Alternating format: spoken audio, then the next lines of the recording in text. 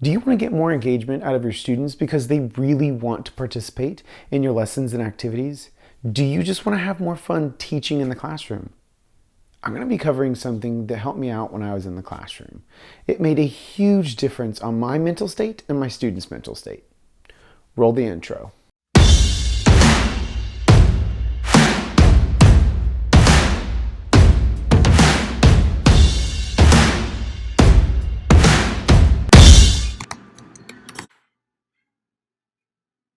We all love doing things if there's an element of fun, something that drives us.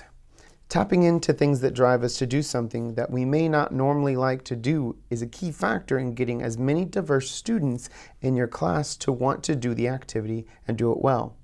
They may not be doing it for the grades or because they think that subject is fun or even to impress their parents, but they will do that activity for something. Big companies have been playing this game for years.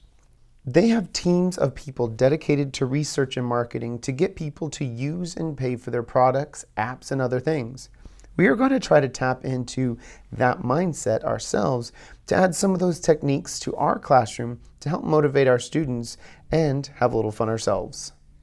Now, there are gamification techniques that I'm going to share with you, but I want to get this out of the way first. Gamification is a mindset. Your goal is to get engagement. There is no one-size-fits-all technique.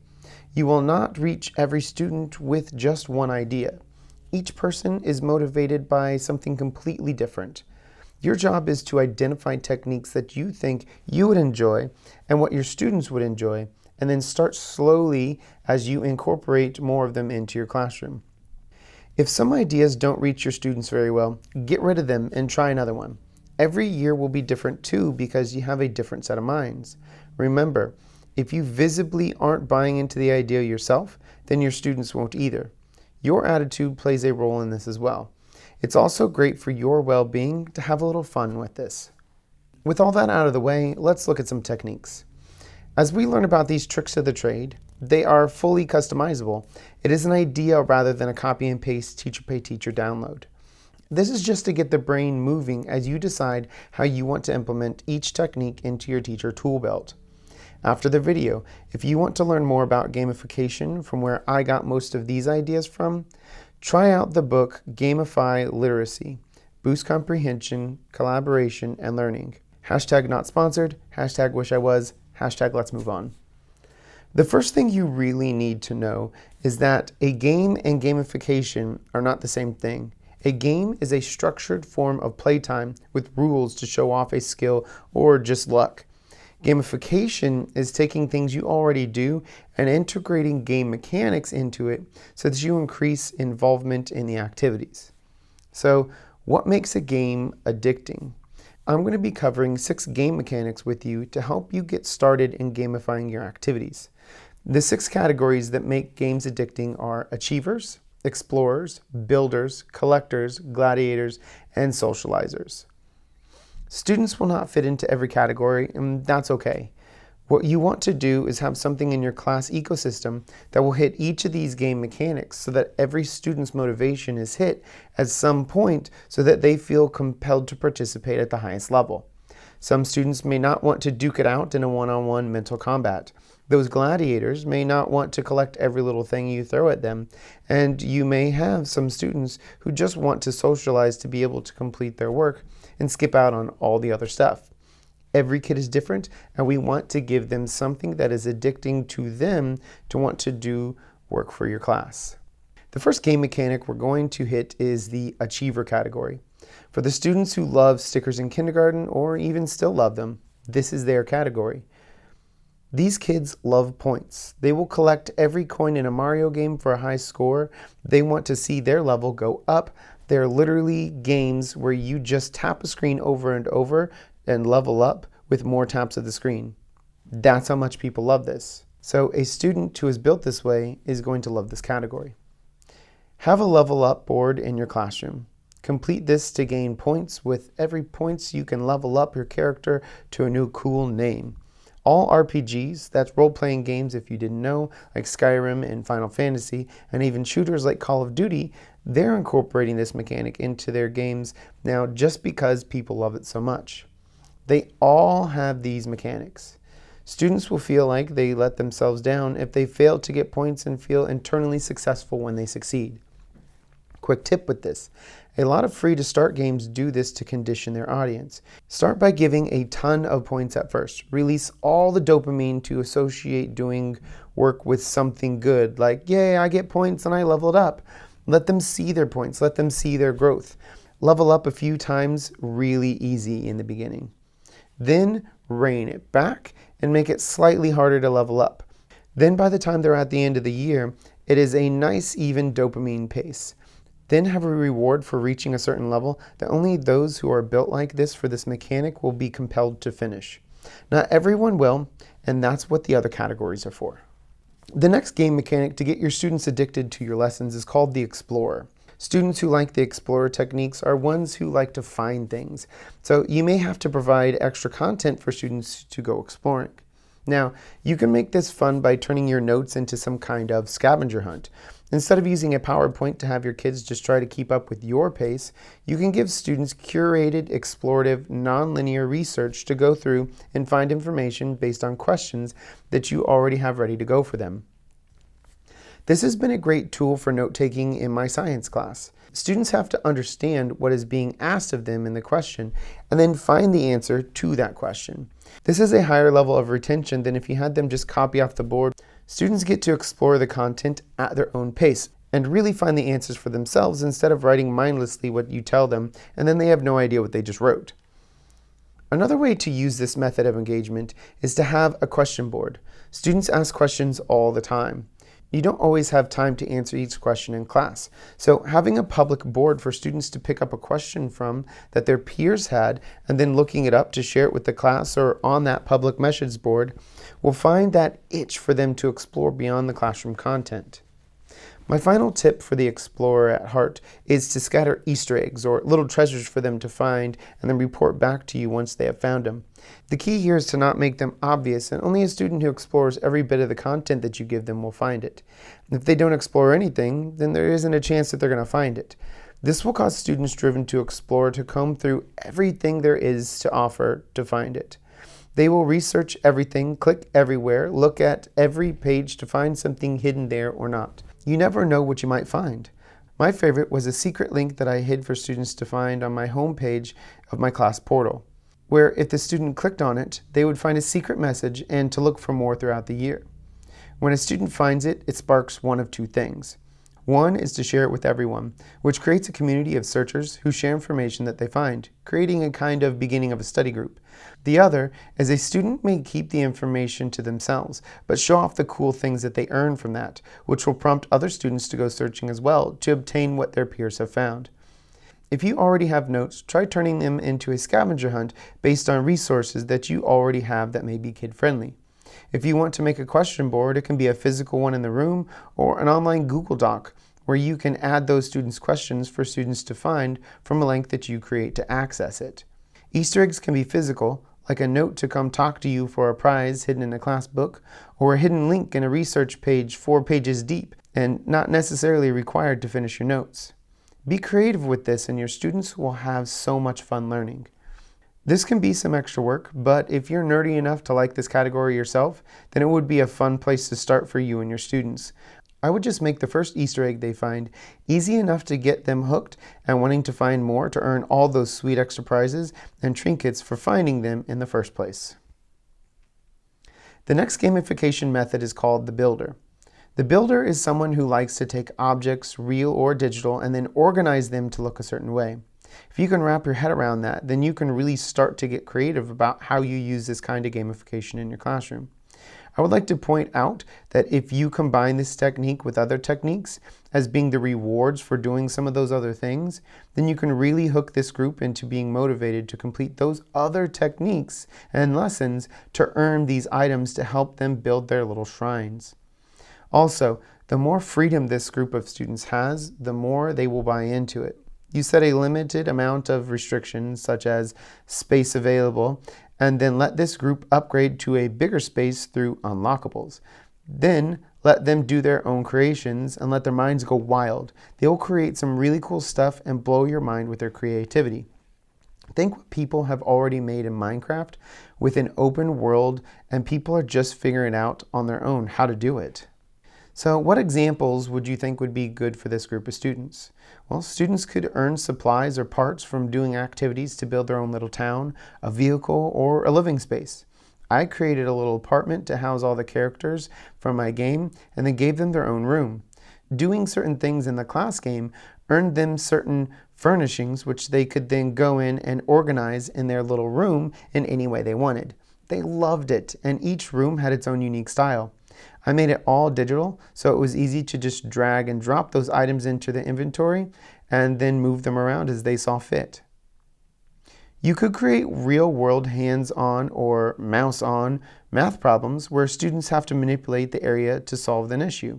Students could earn money in a class and then buy supplies they need for hands-on projects that they have to build up from scratch.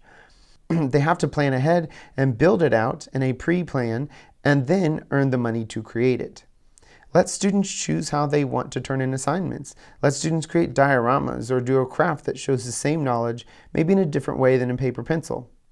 The Builder class does have some outside classwork time quirks to it. Spending time in class to customize a room or vehicle isn't always optimal. Giving a little time to do so, though, after they work so hard to earn it, isn't a bad idea. The kids who really love this kind of thing, though, will also spend time at home playing with all the things you offer them, as long as you give them a taste of it in class to see its value. The collector is the category that most of you all are pretty familiar with. This technique is widely used in some fashion by many teachers. The idea is that everyone gets a reward for doing something. Those somethings can be earning rewards for completing an assignment, earning class money to buy things in the class store, get little things that students can decorate their desk or notebook with. But what I think is a little unique, and kids love these days, and an entire market has been created around, is called a blind bag appeal. These are little prizes where students know what's available to get, but they don't know what they're actually going to get until they open a sealed bag. For an example of what people have done in the past in schools, it could be a spin of a wheel for a prize when you bring back your homework for the week. The kick here is that each prize needs to be of equal value to the student, that they will like no matter what it is. But you may get a special ultra level prize or a rare cool prize. This also combines with the builder technique to get all the items needed to make cool things if you wanted to do that. The gladiator is another teacher favorite, but it may not get used as much as it could. Many students do respond to this, but not all of them. The idea is to make everything into a competition. There are different types of competitions that you can use here. You can pit a group of students against each other, all students individually against each other, or even themselves against themselves. Since this is something that many teachers understand as a method to get engagement out of your students, and it looks like a mainstream game as it is, I'll get straight to the point and give you some ideas. Online game builders like Kahoot, Breakout EDU, and Gimkit are ways to pit kids against each other individually, in teams, or going for high school as a team. Gimkit being the most versatile, but it does cost money. These games are interactive, easy to create, require a device for each student, and work on computers and tablets. Creating speed games where you can work as individuals or in a team to be the first to complete a task creates a little anxiety to do something quickly, and you have to know your stuff to be the best. This works for math really well. You can create quick games that you can do for fun and then move on to doing actual other work. Point value games are great to do with teams or the whole class earning points to work towards a goal. This idea creates a class community. Have your class work together to earn letters, points, stickers, marbles, anything really, and then earn a prize, extra recess, or whatever you can afford to use, such as a pizza party or something free like lunch in the classroom. When all else fails, recreate popular game shows that kids may know, such as the famously used Jeopardy or something like Family Feud. Stealing games that already exist and then putting your own content into it is a great formula. I'm sure that you can come up with some awesome ideas other than these for yourself. There are so many people that have already done this, and it's likely you just needed a reminder to use them again with your super busy curriculum that you already have lately. The last one that I'm going to share with you today is called the socializer. This is a way to get kids working together in a social way.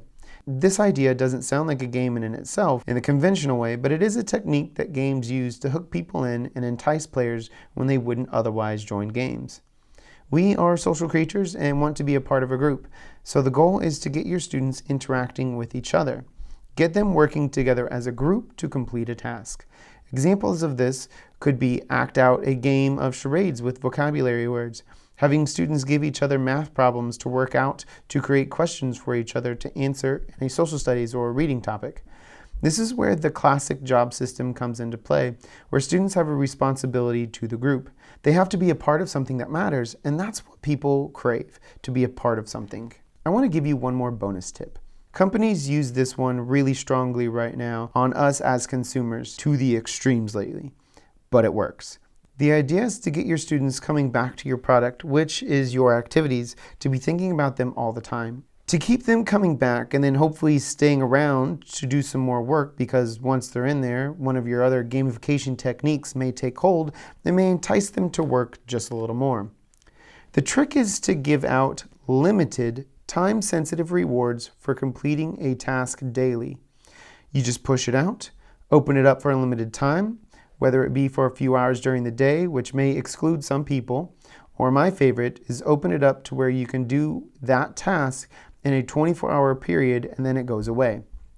The students get conditioned to jump on that day to earn a prize for doing something very simple, but then they stay for the big stuff to get those done and out of the way.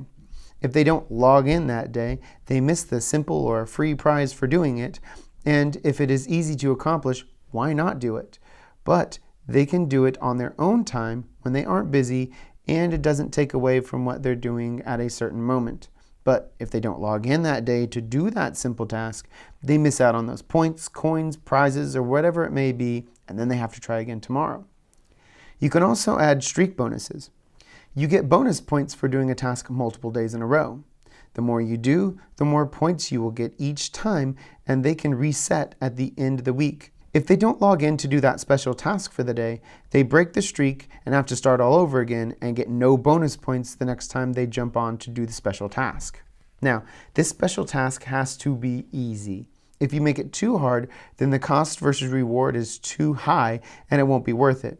It has to be so easy that they would have to be insane not to do it.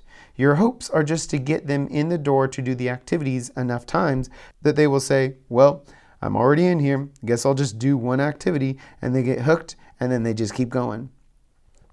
Lots of apps use this feature. I'm sure you've been duped by this yourself at some point.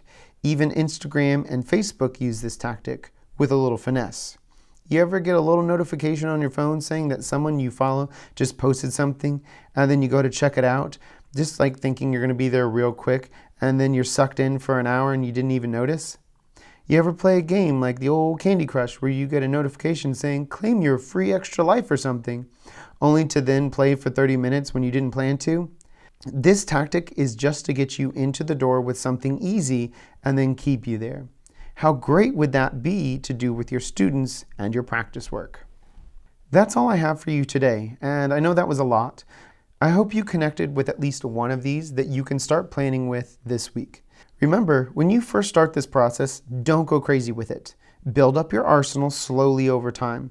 Start with what you are comfortable with, something that you can keep up with, something that you enjoy yourself. I've tried things and couldn't keep up with it. Don't make that mistake, because students will see that you can't follow through, and that will kill any speed that you have picked up and make them not have as much buy-in if they know that you're not going to be able to. You are amazing for sticking with me to the end of this video. That was a long one. You care about your students enough to continue your education for their sake. That makes you a superhero. You may not see it now, but your students appreciate all the hard work that you do. Whether they express it tomorrow or when they grow up and message you out of the blue on whatever social media exists at that point in time, you make a difference. Stay awesome, my friend, and thanks for stopping by.